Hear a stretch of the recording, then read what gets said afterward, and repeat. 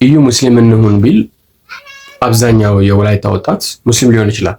የእዩ ጉዳይ በአብዛኛው የወላይታ ወጣት እንደ ብሔሩ ተወካይና እንደ አይከኑ ማየት ከጀመረ ቆይቷል።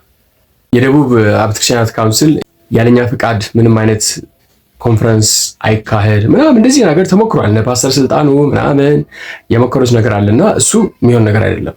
ሾው ፎርስ ነው። እዚህ ከቃለ ሕይወት ጋር ትንሽ ተንገራግጮ ስለነበረ ምን አይነት ደጋፊ እንዳለኝ ላሳያችሁ ወላይታ ውስጥ ምናምን ብሎ የሄደበት ጉዳይ ነው እንጂ ወላይታ መቼስ ህዝቡን ወደ ጌታ ለመመለስ ምናምን የሚል ነገር የለበትም። ሁሉም ፕሮቴስታንት ነው። እዩ እዛ አካባቢ ሸዋ ሳይቶ ተረጋጉ ምናምን ለማለት ነው። ከአይደንቲቲ ውጪ ወላይታ ውስጥ የቆየ የነቢያት ባህል አለ። ወላይታ ህዝብ በትንቢት የሰከረ ህዝብ። ይሄ ወላይታ ጋሞ ምናምን ወርታችሁ ወደ ደቡብ ምናምን ስትወርዱ ህዝቡ ሁሉ ነቢ ነው። የእግዚአብሔር ቃል ከተሰበከ በጣም ቆይቷል። እዛ አካባቢ የለም እግዚአብሔር ቃል ኦልሞስት። ዝም ብላችሁ መናሪያ ስትገቡ ትንቢት ይነግራል አንዱ። ገበያ ነቢይ ነው።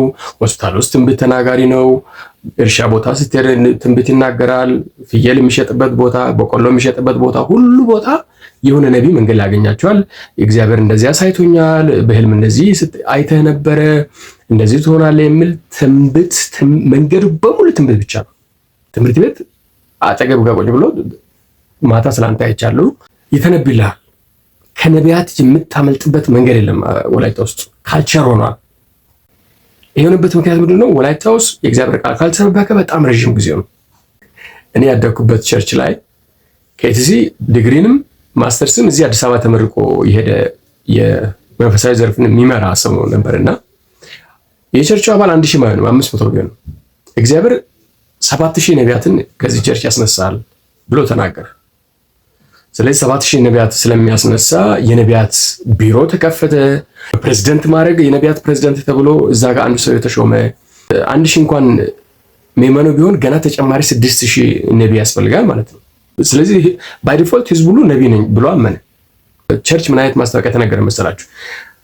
የነቢያት መንፈስ መንቀሳቀስ ስለጀመረ ቃለ ሕይወት ነው እንግዲህ እያወራን ያለው። ያያችሁትን ነገር ሁሉ መታችሁ ቸርች ውስጥ ተናገር ምንም ይሁን ተባለ። ወገኖቼ ሰው ሁሉ ማታ በህልም እንደዚህ የሆነ ሞተር ሲገለበጥ አየው ይላል። በቆሎ ማሳ ውስጥ ፍልፍል አየው ይላል። አባያ ወንዝ ሐይቅ ሞልቶ ወደዚህ ሲፈስ አየው ይላል። ከዚህ ጋር የሆነ ሰው ሲሞት አየው ይላል። መሬት መንቀጥቀጥ አየው ይላል። አረንጓዴ ነገር አየው ይላል። ቢጫ ነገር አየው ነገር ይላል። ኤቭሪባዲ ከዮስ ሆነ በቃ። ዝም ብለህ መንገድ ላይ አንዱ ስታየን እየሄድክ ነው ሲል ያየሁት ነገር አለ ለመናገር እየሄድኩ ነው ምናምን ይላል። ትንቢት ደግሞ እንደምታውቁት አዲክሽን ነው። ደሞር በተተነበየ ቁጥር ደሞር ነው የምትፈልገው። ለምሳሌ ዛሬ 4 ሰው ቢተነበይ ነገ 8 ሰው መተንበይ አለበት። አለበለዚያ ሳትስፋይ አያደርግም። ልክ እንደ ሄሮይን ከሄሮይንም የበለጠ እንደ ፌንታኒል ምናምን ነገር ነው። እንደ ትንቢት አዲክት የሚያደርግ ነገር የለም። ሰው ተፈጸመ አልተፈጸመ ሰው አይመለከተው። ሰው የሚፈልገው እንደው የዴይሊ ዶዝ አለ አዲክሽን። በቃ ሁሌ ትንቢት ይጠማሃል። የትንቢት ባህሪው እንደዛ ነው። ሁሉ ሰው ወደ ቤት ስመጣ ጌታ ይመስገን ዛሬ እኮ በቃ አንዱ መንገድ ላይ እንደዚህ አግኝቶኝ እንደዚህ ብሎኝ፣ መናሪያ ውስጥ አግኝቶኝ፣ ገበያ ላይ አግኝቶኝ እንደዚህ ብሎኝ ጌታ የሆነ ነገር ያሳየው በጣም የሚደንቅ ነገር ነው ምናምን ያለ ነው ሰው ሁሉ የሚገባው። መጨረሻ ላይ ማለት ተተንብዮ አዲክሽን ጫፍ ላይ ሲደርስ ራስ መተንበይ ትጀምራለህ። በቃ ይመጣልሃል የሆነ ነገር ትናገራለህ። እና ህዝቡ በዚህ አዲክሽን ውስጥ ያለፈ ያለ ህዝብ ነው። ያለ ትንቢት መኖር አይችልም ህዝቡ። ዝም ብላችሁ ቲክቶክ ላይ ተመልከቱ። አንዱ ጋር አሁን እዚህ ጋር ስታስተነብይ ያያችሁ ገስት ላይ ትንሽ ስክሮል ስታደርጉ እዛ ጋር ስታስተነብይ ታያላችሁ። ወደታች ወርዳ ደግሞ ስክሮል አድርጋ አሁንም ስታስተነብይ ታያላችሁ። በቀን ቢያንስ 10 ጊዜ ያስተነብያሉ ቲክቶክ ላይ። አዲክሽን ነው። ሱስህን ማርካት መቻል አለብህ። ከአዲክሽን ውስጥ መውጣት በጣም ከባድ ነው። ተፈጸመ አልተፈጸመ ህዝቡ አይመለከቱም። ሳያስተነብይ የሚውል ሰው ወላይታ አካባቢ የለም። የፈለገ ማንም ፓስተር ይሁን ማንም አገልጋይ ይሁን ሳያስተነብይ የሚውል ሰው ወላይታ አካባቢ የለም። እንደ ኦክሲጅን ነው። በምን ምክንያት ህዝቡ እዛ ውስጥ የገባው ካላችሁ እዚህ አካባቢ የእግዚአብሔር ቃል ተሰብኮ አይታወቅም። ሙሉ ሰባኪ የሚባለው ኮሜዲ ነው። ወላይታ ቋንቋ ደግሞ ለዛ እንትን ይላል ያግዛሃል። ኮሜዲ ለመናገር ለማሳቅ ምናምን በጣም ነው የሚቻለውና ወላይታ ሰባኪ ሆኖ የማያስቅ ሰው እዩ ብቻ ነው። ስብከት ማለት ማሳቅ ማለት ነው። ኮሜዲ ማለት ነው። ዝም ብላችሁ ከቸርች የሚመጣ ሰው ጠይቁ እንደነበር ዛሬ ስል አረ እግዚአብሔር ይባርከው ዛሬ በቃ ሽንተን ለቀኩኝ ይላል። ዘማሪው ኮሜዲያን ነው፣ ሰባኪው ኮሜዲያን ነው፣ ነቢያትን የሚቃወመው ኮሜዲያን ነው፣ ነቢያትን የሚደግፈው ኮሜዲያን ነው። ፈረስኩኝ በቃ ዛሬ አፈረሰኝ እግዚአብሔር ይባርከው ይላል። ወላይታ ቋንቋ የምትናገሩ የምታደምጡ ሰዎች ይህንን ትረዳላችሁ። ወላይታ ውስጥ ስብከት እና ዝማሬ ወደ ኮሜዲነት አልተቀየረም ወይ? ኮሜዲ ካልሆንክ ማገልገል ትችላለህ ወይ? ወላይታ ውስጥ አትችልም። ኮምፒቲሽኑ የኮሜዲ ነው።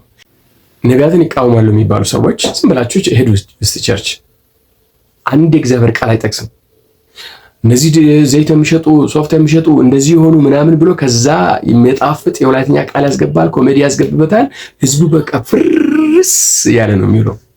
የእሱ ደጋፊ ደግሞ ይወጣ አስገባላቸው ይላል። ወላይታ ስቴዲየም ቃሎት ላይ ፓስተር ጢሞቴዎስ የሚባል አለ። ድሮ ነብይ ነውና እንደኔ ያክል ፈዋሽ እንደኔ ያክል ምናምን የለም ብሎ የሚናገር ሰው ነው። ከኋላ ያቺ ነገሯ አሁን በመጡ ነቢያቶች ሲበላበት ወደ ፓስተርነት ተቀየረ። ፈውሱም ትንብቱም ልሳኑም ሁሉም ጠፋበት። አንድ ቃል አይጠቅስም። ነቢያትን ሲሰርብ ብቻ ነው የሚውለው። ሲሰርብ ግን እንደዚሁ ቀላል አይደለም። ኮሜዲ ስለሆነ ፍርስ ነው የሚያደርግ። ቴዎሎጂ ኤገስት አስመርቀን ኤቲሲ አስመርቀን የላክነው ሰው ኮሜዲያን ሆኖ ታገኙታላችሁ። ፓስተር ዴቪን ታውቃላችሁ። ቢሾፕ ዳዊት ሞላልኝ በቃ ሁሉም እንደ ዳዊት ሞላልኝ ነው። ዳዊት ሞላልኝ ያው ቀልድ ጨርሶ ቀልድ መገረብ ጀምሮ ማንም የሚሰማው ሰው የለም በአሁኑ ሰዓት። እነሱ ግን ቀልድ አያልቅባቸውም። ሙሉ ገና ፕራይም ፓስተር ዳዊት አለ አይደል? ኮሜዲነቱ ሁሉም እንደዛ ነው። እና የእግዚአብሔር ቃል ስለሌለ አንድ ሁለት ደግሞ የነቢያት ጉዳይ ወደ አዲክሽንነት ተቀይሮ የኢዩ ጉዳይ ደግሞ የብሔርም የአይደንቲቲ ጉዳይም ጋር ስለሆነ